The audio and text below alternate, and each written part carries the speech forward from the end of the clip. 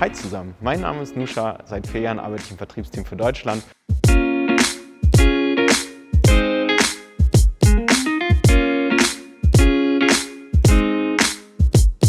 Neu ab diesem Oktober 2020 ist nicht nur, dass wir die Batterien in den Rädern konfigurieren können, wir haben auch die Möglichkeit, die Federgabeln in die Räder zu bestellen und diese vorab bei uns zu konfigurieren.